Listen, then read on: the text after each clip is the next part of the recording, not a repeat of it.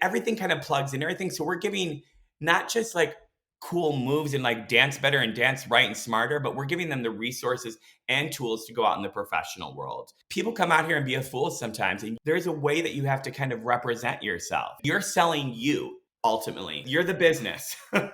So what do you want your business to look like, and how do you want the world to receive that? That's what we really hone in at Artisan Training. I'm Caitlin, a former professional ballerina turned dance educator and career mentor, and this is the Brainy Ballerina podcast. I am here for the aspiring professional ballerina who wants to learn what it really takes to build a smart and sustainable career in the dance industry. I'm peeling back the curtain of the professional dance world with open and honest conversations about the realities of becoming a professional dancer. Come along to gain the knowledge and inspiration you need to succeed in a dance career on your terms. Hello and welcome to the Brainy Ballerina podcast. I'm your host, Caitlin Sloan, and I am joined today by Robert Schultz. Robert is an LA-based dancer, choreographer, and educator. He has taught at Edge, Millennium, and Debbie Reynolds Dance Studio, and his work as a dancer and choreographer span TV, film, commercials, industrials, award shows, and more. He is also the founder of Artisan Training, which is an in-studio dance convention, and we're going to talk all about that today. But first, Robert, I would love to hear from you. Why did you take your very first dance class? Oh, okay. This is going to sound like a chorus line, but I swear it's not. So I used to watch my sister. My mom used to take her to dance class, and I'd have my little Matchbox cars. When she started dancing, I'd just be watching the whole time. And then when they would stop, I'd be playing with my cars. And so when they would go home, my mom would make my sister practice. And my sister had no idea. I love her, but she was little. She's like, I don't know she didn't know the choreography. And I'm like, I'm at the dinner table. I know it. And my mom's like, how do you know it? And I was like, you do this. So then, that kind of would take place. And my mom never said anything. So then one time there was another room at the studio. And when they were working in class, I was in the other room dancing. And the dance teacher, my dance teacher, Kelly, snuck around the corner. And she's like, oh, we should bring him into class. So that's how it all started. I think I was born to dance. There's some things that just innate in you. I really believe that we have our gifts. And it was just, okay, that's how I found my way into that. What was your training like growing up from there? I trained at the Turning Point in St. Clair Shores with Kelly Powers. She's amazing. My mom passed away when I was 9, so we had to move with my aunt and uncle. So prior to that, I only took like a tap class. And so then my aunt had to raise 4 kids, and then 3 of us were in dance class. So that was a lot. And my teacher, she allowed like my sister and I to take classes. I think we only took once or twice a week, but we took ballet, jazz, tap. Hip hop wasn't really the thing at studios, but I was doing it on the outside because I had a lot of friends that were doing it. So we'd go practice in their basement and everything like that. So it was amazing training. I love my teacher. Like she was really training her dancers to pursue the profession. Ann Fletcher, who's now a big time director, is from our studio. She's always just kind of been, let's do this. I love that. Her attitude and her energy toward teaching. So it was great. So I'm grateful that I got to grow up there. From your training years, what was your transition from student to professional life? So when I graduated, like it was the last day of high school, and everybody, what's it, Metro Beach? Everybody goes to Metro Beach. Well, I didn't because I heard about this thing called the auto show. So I was like, I'm going to go audition. I was only 17. So I went, and I remember I was like, I'm going to do this. I had never auditioned in my life. So it's like all these older dancers, and they knew what they were doing. So I went in there. I ended up all the way to the very end, and like for 10 hours. And I remember they came out to me. They're like, you just look like a little kid. We need you to look like more like a man. Well, okay, but that was good. But I got down all the way to the end. So that really got I want to do this. But I was in Detroit, and I didn't really I was like, what am I going to do? And I remember this club back in the day called Clubland. And there was this huge club, and there was this huge stage that dropped down. I remember I went and auditioned, and I made it. And that's what kind of started from there. And I was like, okay, I want to do this. And I had a friend in New York, which then kind of transitioned me to there. So that was kind of my first feeling of like, I never knew what an audition was. I was like, oh, it's like you could get a job to travel around the country. I'm like, okay, let's go for it. What was your first paid dance contract? Oh, so it would be working with Toyota. Yeah, when I was 18, I got it the next year. Or actually, my first paid contract was working at Clubland, which we made $100 a night. What was that like? It wasn't go-go dancing. They had a choreographer, Shanti, from Chicago. And that's how I also got my connection with Chicago. She came in and they had the writers from SNL do sketches. It was a big deal. We worked 4 nights a week, Thursday through Sunday. This huge stage would drop from the ceiling. So it was like, oh, this is what I want to do. You felt it. So I got a taste of dancing and acting at the same time. So that was great. And then once you got to like New York and Chicago, were you still doing a lot of training? Were you auditioning? What was that like for you? I love that question because when I went to Chicago, it was more for work. But when I went to New York, I went to train because I was like, oh, I want to get better. I want to be amazing. So I went to Broadway steps. I went to class every day. I remember I think I lived at 69th and Broadway, and I would just walk every day. I was like, the energy there is so, you just want to get up and go. So I trained every day. And I was there for, I think, 7 months of training, and I was auditioning and booking little jobs, but it was really for the training. How did you end up moving to California and getting into the LA entertainment industry? There's a couple things. Back in the day, there was a choreographer and he owned Urban Jam, Johnny Smith. He lived in Michigan and he had moved out to LA. So he had seen me at one of the Clubland dancing and he was like, if you should move to LA, dude, you would work. I never did that. So when I went to New York, I was taking classes. My friend Amy Shanks, like, oh my gosh, they're having a big audition for people to relocate from New York to LA. This big agency at the time, Bobby Ball, they're coming there. And I'm like, I'm going to go. And I didn't have, for auditions, I thought I was just going to wear sweats and a t-shirt. My friend's like, no, you have to stand out. So I remember we got some kind of outfit. It was crazy. And I went to the audition. They made cuts and I made it all the way down the end. They're like, we'll call you. You kind of hear that. My friend Amy goes, well, when they say they'll call you, you don't know. So I continued to be out in New York. And then I got a call from Michigan to come back. They're like, the auto show wants you to do another year. And I'm like, okay, I'm going to do one more year. I could get more money, go back to New York. So I went back to Detroit, and 2 weeks later, I got a phone call from, I think it was Teresa Campbell from Bobby Ball. And they're like, if you ever come to LA, we'd love to rep you. And I was like, what? I think this is a possibility. So that's what led me to LA. And I love New York, but I'm more of a person, love to get in my car, love to drive places. And New York was always feel like this. And LA just feels like they're both amazing. No hate to New York, but I just wanted to be somewhere where I could just go to the beach. When I was little, I always told my mom, I want to go to Hollywood or I want to live in Hollywood. I didn't know what that was. So that's where I ended up. What would you say are some of the major differences in the dance scene between New York and LA? Then or now? Either. Okay. Yeah. Okay. So back in the day, like when Edge in LA was really popping, I felt like that was training at its peak and that it reminded me of what New York was when I was there. And I was like, yes, I love this. You warm up, you go across the floor, you do choreography. And I was like, this. Now, today things are different and I get it. But going back to New York, the training there is like you're doing warm up. And LA, it's kind of gotten like, let's do the choreography, let's get on film. They're both great, but I miss that training aspect. There are people that do it, but not a lot. Sometimes you go into a class where like they just turn the music warm up on your own. And I'm like, just as what I was taught, the teacher leads the warm up. And I think it's important because you know what's going to help. You know what you're going to be doing in class and you know what's going to help the dancers because I never want anybody to get injured or anything like that. They both have their greatness. So training's a little bit different. You can still get trained out here and there's brilliant dancers in LA, but the training's not like what it used to be when Edge and Millennium they're doing great. But again, it's more about the choreography. Like, let's get a lot of choreography in. So why do you think that is? Why do you think that change has happened? Well, social media, right? And it's great because that's the next evolution, right? I always tell all my friends that you kind of have to go with the time, right? So that's why I'm like, there's no hate. Like people are doing that, but I feel like people want to get those.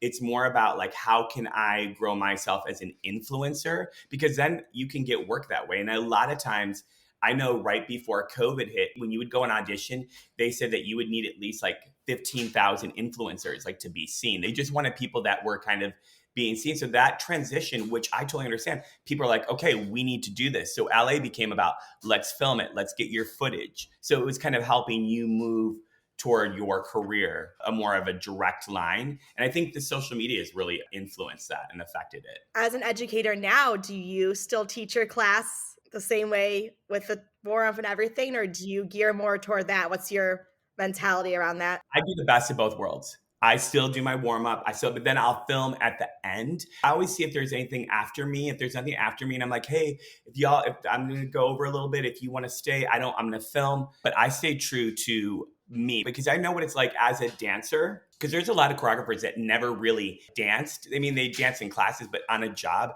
And you know what it takes, like for your body to go through all this. And I want to help assist them in that so that they can have longevity. People are getting injured. There's so many injuries now. I talked to an orthopedic doctor. He's like, oh my God, these 16-year-olds are coming with all these hip surgeries. I'm like, what? It's a different world. I want to stay true to who I am. I did have one student come up to me and she's like, do you think you could shorten your warm up?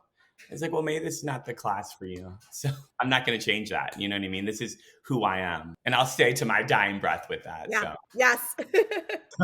I'll fight for that. I'm with you. Was there a specific project or performance that was maybe earlier in your career that you really feel defines the path that you took as an artist or as a teacher or as a choreographer? You know what? This kind of ties into it all. As a teacher, as a choreographer, but it started as a dancer. I remember I had been auditioning. This is when Adam Shankman was a choreographer. Now he's a director, big time. He would do like every job. I would audition and audition and audition for him. And I remember he was doing an independent film. This is where he was going to put his feet into directing, but it was also going to be a choreography. It was a short musical. I remember I auditioned, went through the audition. It was one of the most amazing auditions. It was exhilarating. So at the end, I had made it down and I booked the job. Now, this is where I look back and I'm like, oh, Robert. So, but I had another job booked at the same time. I didn't take the movie. I wish I would have took the movie. It was okay because then like maybe a year later, I got a phone call and they're like, yeah, we want to direct book you on She's All That, Adam Shankman. And it was from that audition. But my whole thing about this is just watching the process of the choreographers, the dancers, seeing what everybody was doing. I was like, this is exciting. And I've always loved choreography. I used to do shows in my garage. I would charge people like $5 and give them a bag of candy. And then I had the garage door opener and I would choreograph the whole show. And they'd be like 8-minute long songs. It was probably a lot of improv. All that kind of like they all met at that moment, witnessing what these choreographers doing and then seeing people in classes and then them teaching. I'm like, oh my gosh. And I've always loved teaching. I've always loved sharing. And I think that's what teaching is, right? Sharing the knowledge. And so I don't even think Adam knows that or Anne, but that moment really, it changed my life. Just showed you that anything is possible. No matter how many times there was a no, you just keep going. I'm like, okay, that's a no. Next. I never stopped. So that all just kind of converged and made me realize like, ooh, I love every aspect of this and just watching the process of it. Was that ability to just take rejection kind of off the cuff and keep going kind of natural for you, or did you have to work on that? You know what? Well, because remember when I was 17, right out of high school, going to that audition, the rejection was kind of hard. But you know what? Inside, I was like, oh no, I'm going to do it again. So it didn't stop me. It fueled me. And so when I went to LA, I was hungry. And I knew that rejection is part of this industry because I used to watch all these interviews with these big celebrities and they tell their story of like how they failed. And then boom, I'm never going to give up because this is what I love doing. So no matter how many no's, I know I'm going to hear a yes one day. So it never really hindered me at all, to be honest with you. Having worked in so many different areas in the industry, what have you learned about the business of dance that you think dancers need to know when they're pursuing their career? Even now, because you know, social when you do TikTok and all that, it's different than being on set when you're learning choreography. And this is what I know because I've been on a couple of sets. The business is about being professional, being present, and be respectful. And I think sometimes we're like, well, I'm this dancer, and it doesn't matter. Because I remember being on a movie, I'm not going to say, there was a dancer who was amazing, literally got fired. Can you leave the set? Because was being disrespectful, not listening to the director. And it was a big movie. It wasn't like a tiny indie film. And I remember because this person just thought they were like, and that's great. Stand in the power of who you are, but you also have to be respectful. I would tell dancers still today, like just be aware of everything, listen to everything that's being said to you, and respect and kindness is the big thing for me. And I think that's what gets you far. And when people love working with you, they're going to work with you again. And I always share that on artisan training, especially with the dancers coming up. Doesn't matter how many trophies you got, what place you got in this, that gets all scrapped away. Who are you? What are you going to contribute to this? What is your value? And what can you bring to the project, the performance? Is one of my things that I really instill in a lot of people. What are some of the other big things that you talk about as a teacher? What do you hope your students come away from your class with? Work ethic, work Hard. Do not give up. We live in a time, there's a lot of people get discouraged by the tiniest little thing. And I'm like, you can't like this little thing distract you from like, you want to do this, right? Working on your craft every day, becoming better, becoming stronger. I think that's super important because in class, when I'm teaching, I'm all about communicating. I love talking. I want it to be a moment that the dancers don't forget, no matter how many classes. I know when they go to that class, they're going to be like, okay, this is what I learned. Okay, I'm going to go out there. But I think just like work ethic is a real big thing because I've seen it been on set and people's work ethic is, and just, you can't do that. You have to be on your gig. You have to be present and don't get hurt if someone gives you a correction. Like I gave someone a correction. I've told her, bring your foot a little bit higher up to passe. And she started crying. And I get like, you have to deal with all these emotions. So that's where I think I've gotten really good. Now I'm like, okay, she's feeling this. How can I help her? Now, not everybody's like that. They'll be like, just get your foot to passe.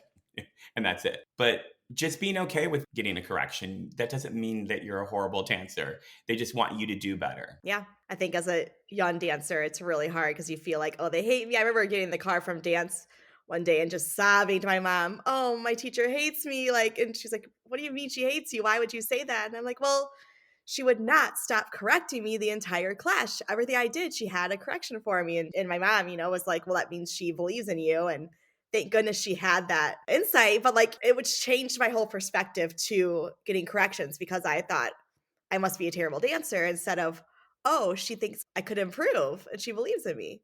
I love your mom for that because not a lot of parents would even have said that. Yeah. Because I think I told my aunt, and she's like, well, suck it up.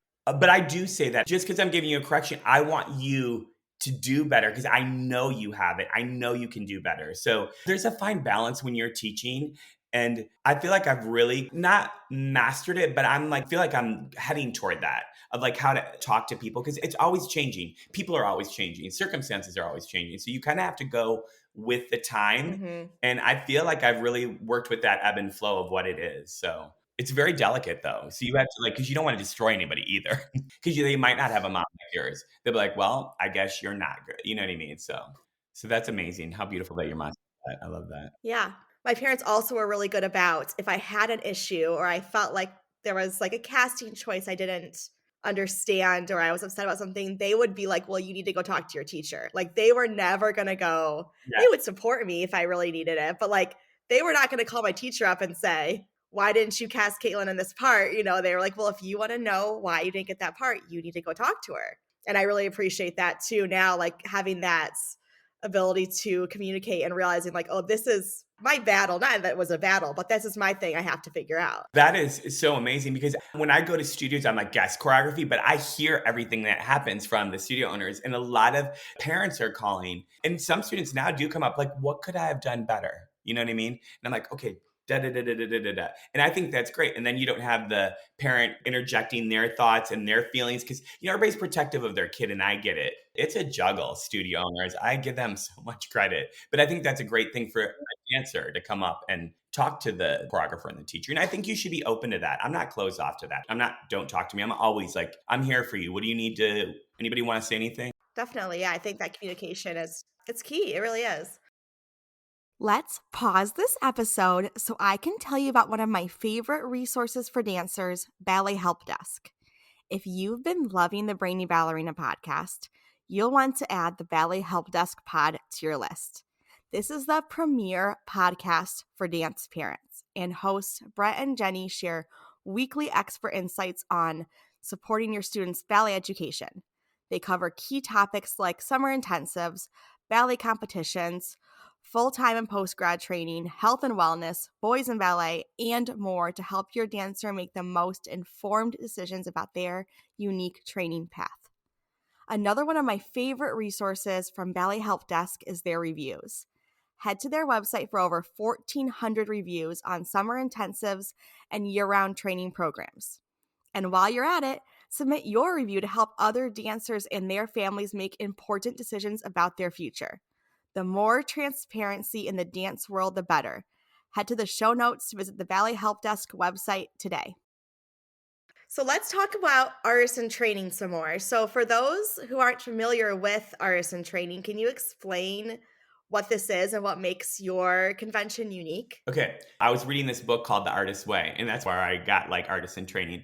And I was on a plane, and I remember I was on convention and I was doing a lot of master classes. And then I remember I would be with a bunch of teachers doing master classes at studios. And then I'd be on convention. I was feeling the energy, and I was wondering if they converged together, but had it more, not that everybody has to teach the same way, but everybody was on the same way of how they communicated, where they were coming from. Because it's so important for me when you're teaching that you got to come from like a humble, grounded place.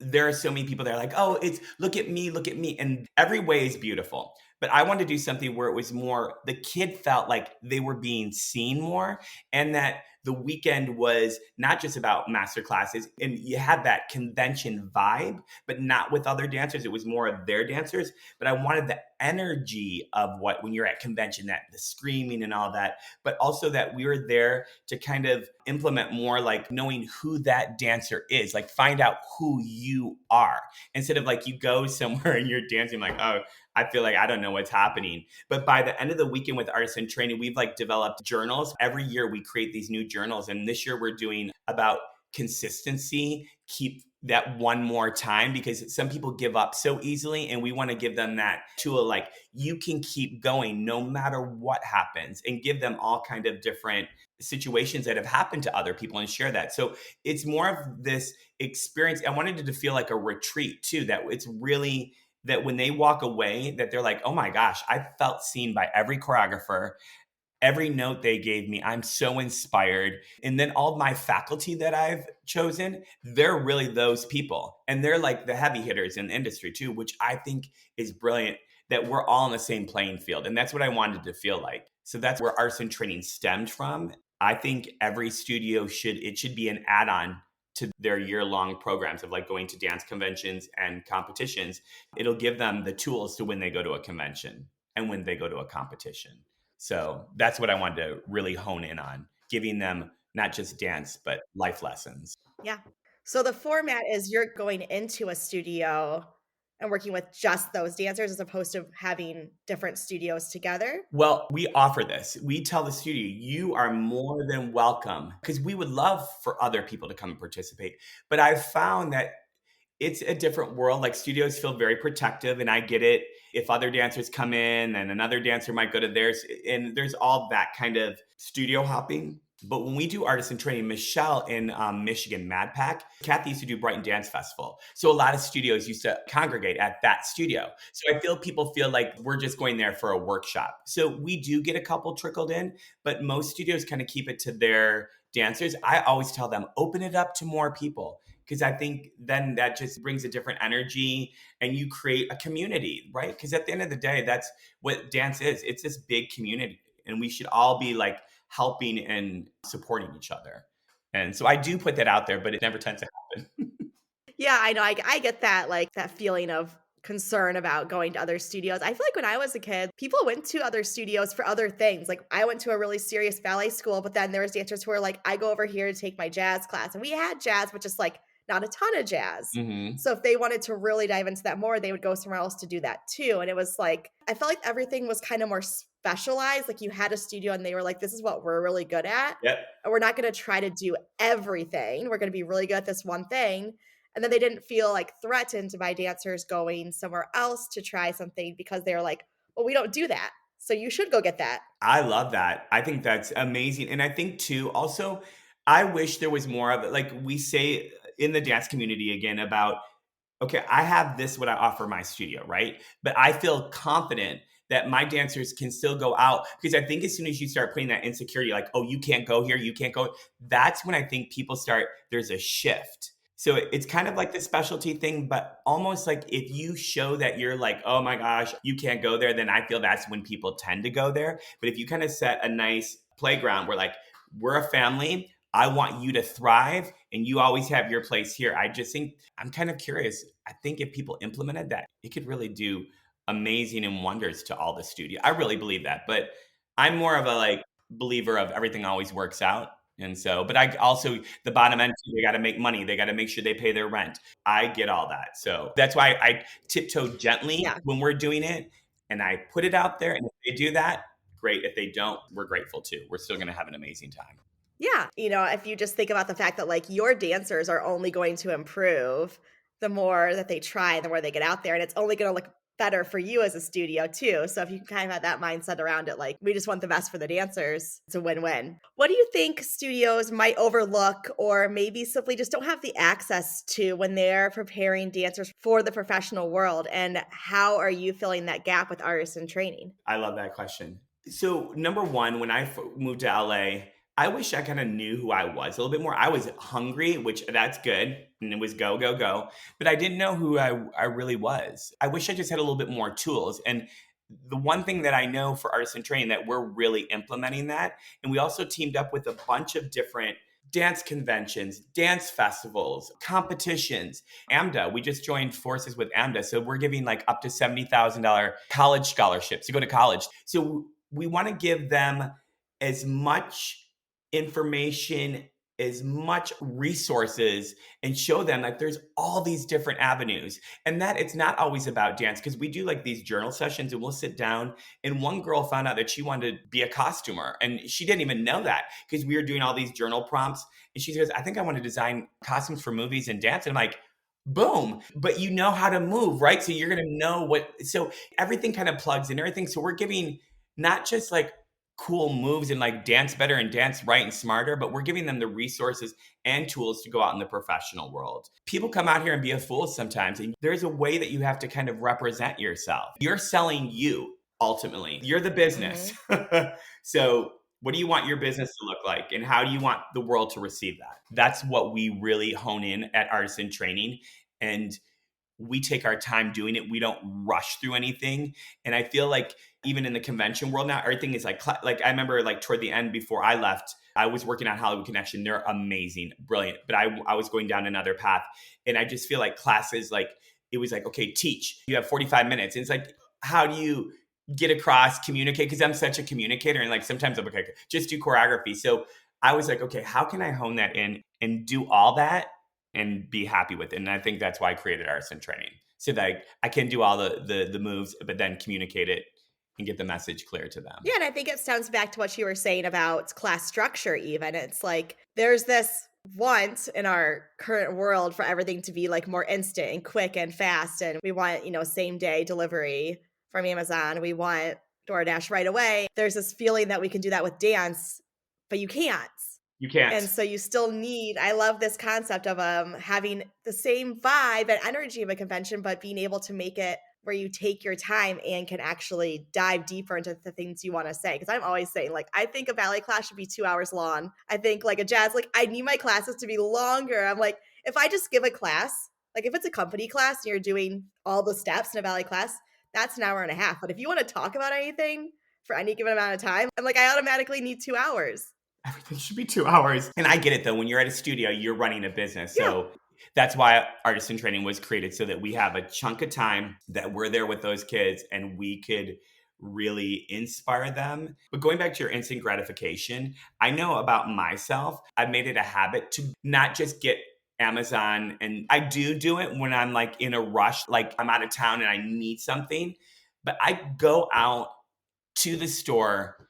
I just want to create that because I feel like if I become just like instant, then I don't want to bring that into the dance world, because I think you're right. Everything wants to be like this. You see these dancers, they want to do the 540. And I'm like, you can't even do a grand jeté. Okay, let's breathe. Let's pause. You will get there. You have to work on it. Everybody sees the moment. They don't see the in between of everything that it took to get there. That's what Artists in Training is. That's a great way to sum it up, is all the in-between stuff that you don't see. We do it at Artists in Training. It's really there. Yes. We're feeding Love that. them. Yeah. I do use Amazon Prime and all those things because I feel like as a working mom, I would probably not be a working mom anymore if I didn't use them. Yeah.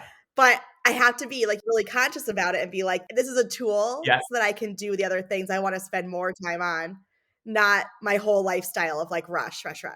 And I get it because I use it too. Trust me, I just got one the other day. So I'm not going to be like, I don't.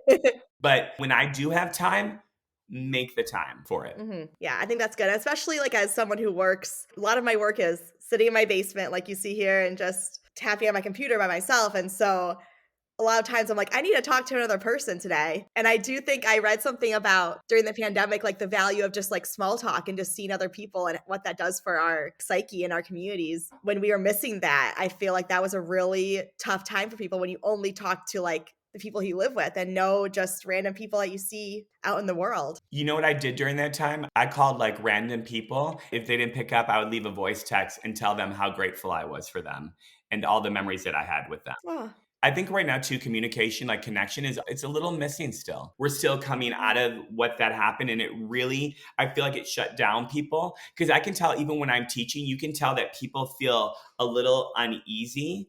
But I just taught at the studio dance source in Arizona. And those kids, I told this Amber and Mike, you guys, whatever you're doing, it's magic. You have magic soup happening. It's magical. They had never worked with me, these dancers. They were so much energy, so open, so I was like, oh my gosh, because sometimes you don't always get that. And I don't blame anybody, but I think it's because everybody went through something. So people close off, and all of a sudden, if there's this big energy that comes in the room, they're like, oh, it's a tornado, and I'm not a tornado. I'm here to like lift you.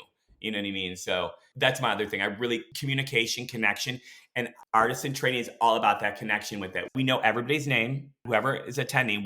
All the teachers, they're pretty good at remembering everybody's names. It's not perfect, but they always try. It's just connection and make them feel. And I feel like at the end of the week, instead of walking like this, they kind of walk a little bit with their shoulders back and head up, and you can tell they're like, yes, they got it. It's super important about connection. Yeah. Did that studio owner, did she give you any insight into what they do that makes their culture so great? They just work hard, the dancers. They bring a lot of different choreographers in. They have a lot of master classes. Amber comes like with the Brian Friedman, our generation of that. So, Mhm. when you danced, I remember going to auditions, everybody was like screaming and there was like this support. And I feel because she's from Mhm. that is what she's made the studio. And so we really didn't talk about it because I think I was like, oh my God, I got to go eat. I was like having low blood sugar. I was like, Yeah. I would like to dive deep into that, but it was so magical. And those dancers were beyond. There was like younger kids and they were going as hard as the big kids were. So I feel like that energy of them all supporting each other. And every time a group would dance, we were like at a convention. And that's what I was like, this is what class is like. This support, this energy. It only makes you want to do better. So bravo, Amber and Mike. Yeah, I think if you can build that culture of if one of us wins, we all win, as opposed to like you won and now that took that something away from me, like that just changes everyone's energy and everyone's commitment. And you see it through the entire studio. You do. I get that. That culture, I think when people focus on one dancer, it becomes a little bit toxic because then it bleeds down. You might not think it does, but everybody feels that energy. It was fire. And that was just a couple weeks ago. I'm still feeling the energy of it. So that's powerful. Yeah. There is so much dancers need to learn as they pursue a professional dance career. It can be completely overwhelming. Where do you even start? With your intention. To me, this is the first step in defining success on your terms. Once you have an intention for your career based on your core values, you can begin to hone in on a strategy to make your goals a reality. But without it, you will always feel out of alignment, out of control, and ultimately unfulfilled in your career. So, how do you figure out what success means to you? With the Brainy Ballerina Intentional Career Handbook. This is not just your ordinary book. The Intentional Career Handbook walks you through everything you need to think about as you embark on your dance career. With over 50 guided question prompts, you will dive deep into determining what really matters to you in a dance career based on your individual core values. By the end of this handbook, you will not only be crystal clear on your goals, but in the mindset you need to make it happen. Tap the link in the show notes to download your copy today and start pursuing your dance career with intention. I love all the scholarship opportunities and all these things you're offering to dancers. Do you have any stories about a specific dancer or an impact that you've had that you've seen from this convention? I don't know if I want to say their name, but I'll just say the student. She was from Michigan and she moved out to Vegas and she had written me a message on Instagram. It makes me want to cry. And she's like, I'm following my dreams because of everything that you've ever shared with us. And she goes, every time I would go to an artist in training event, I just walked away feeling like I could do anything. And she goes, there were a lot of times in my life I couldn't feel like I could do anything. And you gave me this hope to like, I'm going to do this. Like sharing your story, I think is super powerful with people. That's why I'm always listening to other people's stories because I'm like, oh my gosh, look at their journey. I just heard this quote, the journey is the destination. And I was like, that's amazing because we're always trying to get somewhere. No, just be on the journey. It will take you. And she's out dancing in Vegas right now. That's amazing. And I think she wants to choreograph now. And there's so many stories that people, and I think it's just that shared experience. When you talk to people, sometimes we talk at people or we talk to people. And I'm always about like, we're on the same playing field. I'm not here. You're not here. We're both here. We're all figuring out this wonderful game called life. And if I can share anything with you to move you forward, I want to do that. That makes me feel good. What excites you most about the future of dance education and performance?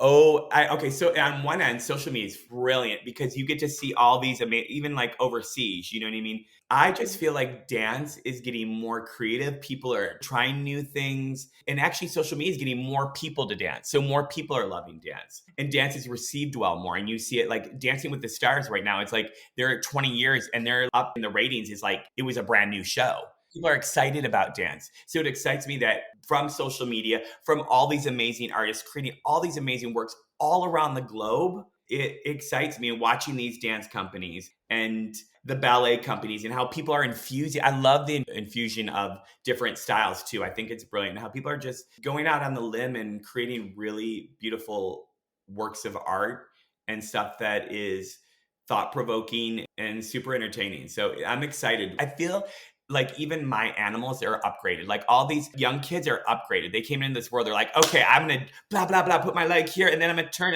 Everything is getting upgraded. And I feel even with dance is getting upgraded. So I'm like so excited to see where it goes.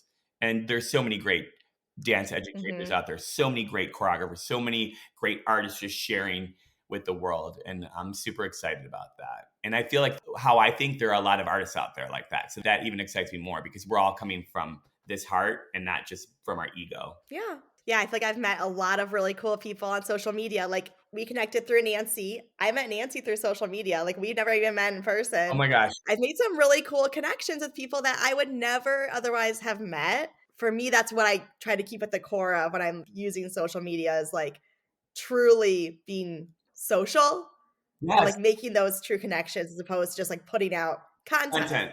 I think that's beautiful. I love Nancy. When I moved out to LA, I didn't have a place. I was staying on my friend's cousin's couch, sleeping there. And I asked my friend Johnny, I was like, does anybody looking for a roommate? And there's like, yeah, this woman, Nancy, and her husband's he was overseas dancing. She's like, they're looking for a roommate. So I went to their house and like literally we had a connection and I moved in. I think I moved in like within that week, or it might have even been the next day. It was like boom, boom, boom. So I've known Nancy for a long time. I just love her. She's amazing. Yeah, love that. Okay, last question I have for you.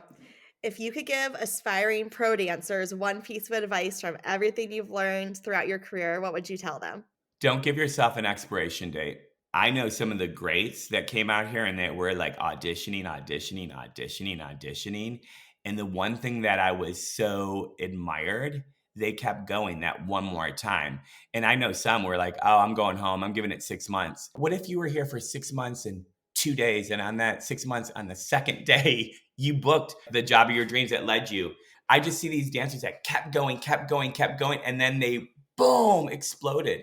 We live in such a culture where like, oh, you can only do it to this. I don't believe that. Like, I think if you take care of yourself, look at Kim Hale. I forget how old she is. She used to be an agent. Now she's dancing and she's on like going to Broadway, doing all these Yeah. amazing things. Everything is possible. Don't give yourself an expiration date. Because I remember my family told me, oh, you'll be out there for 6 months. I'm like, no, this is my life.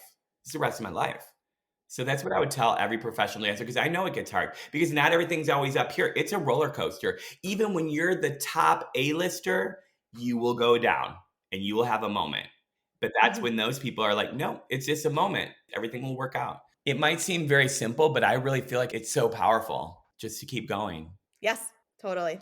Okay, if anyone listening wants to learn more about you and your work or about artists and training, where can we find you? Okay, so on Instagram, it's Move You to Inspire, MOVEYOUTO, Inspire, INSPIRE. You can find Artisan Training on Instagram at Artisan Training. You can go to our website, www.aitdance.com.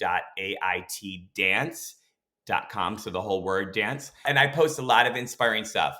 It's all art. And I love like when people like hit me up, I always respond to them. I always love connecting with people. So it's not, you're going to leave me a message and I'm be like, oh, I don't know who you are. I love connecting with people. And if they need any, some people are always like, what could I do to do this? That's what we're here to share, right? Amazing. This was so fun, and I really enjoyed chatting with you today. Thank you, Caitlin. Thank you for tuning in to the Brainy Ballerina podcast. If you found this episode insightful, entertaining, or maybe a bit of both, I would so appreciate you taking a moment to leave a rating and hit subscribe. By subscribing, you'll never miss an episode, and you'll join our community of dancers passionate about building a smart and sustainable career in the dance industry. Plus, your ratings help others discover the show too. I'll be back with a new episode next week. In the meantime, be sure to follow along on Instagram at The Brainy Ballerina for your daily dose of dance career guidance.